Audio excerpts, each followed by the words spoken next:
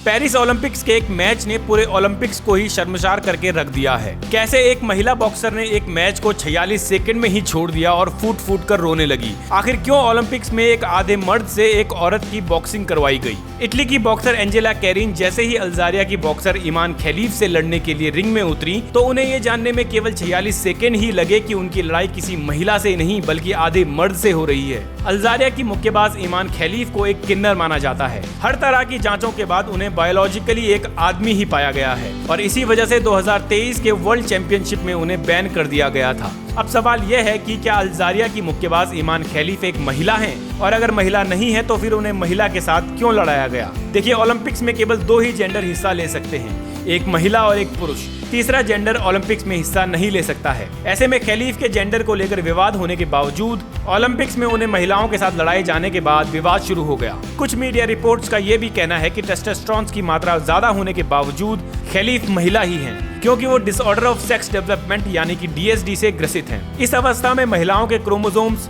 और blood testosterone की मात्रा पुरुषों के जितनी हो जाती है। ऐसे में स्वाभाविक है कि उनमें सामान्य महिलाओं से ही ज्यादा ताकत होगी। आसान भाषा में ऐसे समझें कि पुरुषों के टेस्टोस्टेरोन की जो नॉर्मल मात्रा 10 से 35 के बीच में होती है, वही मात्रा महिलाओं में 0.5 से 2.5 के बीच में होती है। और ऐसे में ईमान खलीफ को किसी महिला के साथ लड़ाना अन्यायपूर्ण ही है। वहीं जब से एंजेला कैरीन को ईमान खलीफ के साथ लड़ाया गया है, तब से सोशल मीडिया पर भी लोगों ने इसे अनजस्टिस बताते हुए ओलंपिक्स के नियमों पर सवाल खड़े किए हैं। हरभजन सिंह से लेकर इलॉन मस्क तक ने इस फाइट के लिए ओलंपिक्स की निंदा की है। यहाँ तक कि सोशल मीडिया पर आई स्टैंड विद एंजेला कैरीन का हैशटैग भी ट्रेंड कर रहा है। वहीं इटली की सरकार ने भी अपनी बॉक्सर का पक्ष लेते हुए विवादों के बावजूद खलीफ को लड़ाने के फैसले पर सवाल खड़े किए हैं। इसके अलावा ये अमेरिका में भी एक चुनावी मुद्दा बन चुका है, जहां एक तरफ ट्रंप के सपोर्टर्स खड़े हैं तो वहीं दूसरी तरफ कमला हैरिस के सपोर्टर्स खड़े हैं। ट्रंप के सपोर्टर्स को कमला हैरिस के ट्रांसजेंडर्स का समर्थन करने की वजह से उन्हें टारगेट करने का एक और मौका मिल गया है।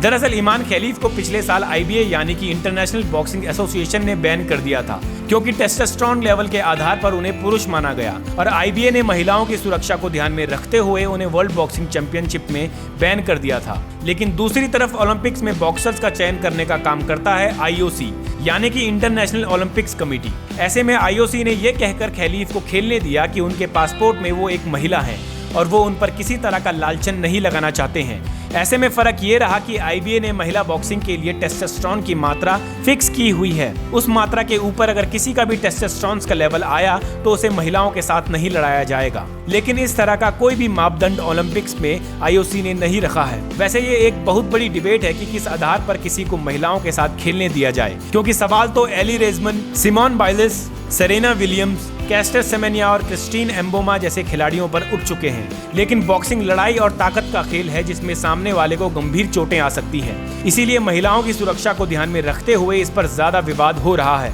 एंजेला कैरीन और ईमान खलीफ के बीच हुई फाइट में खलीफ ने पहले ही मुक्के में कैरीन की नाक तोड़ दी थी और उसके बाद के 2 पंच कैरीनी को बहुत ताकतवर लगे, जिस वजह से उन्होंने फाइट छोड़ने का फैसला लिया। बहरहाल 2021 में इंटरनेशनल ओलंपिक्स कमेटी के हेड तो यहाँ तक कह चुके हैं कि टेस्टोस्टेरोन किसी खिलाड़ी के परफॉर्मेंस को कैसे प्रभावित करते हैं, इसे लेकर वैज्ञानिकों में भी सहमति नहीं है। अब इस बयान से तो यही लगता है कि ओलंपिक्स को कोई फर्क नहीं पड़ता कि आप कितने मर्द हैं और कितने औरत हैं। वैसे आपका इस पूरी कंट्रोवर्सी पर क्या कहना है, हमें कमेंट बॉक्स पर जरूर बताएं। बाकी इसी तरह के वीडियोस के लिए आप सुनेगा इंडिया को फॉलो और सब्सक्राइब जरूर करें।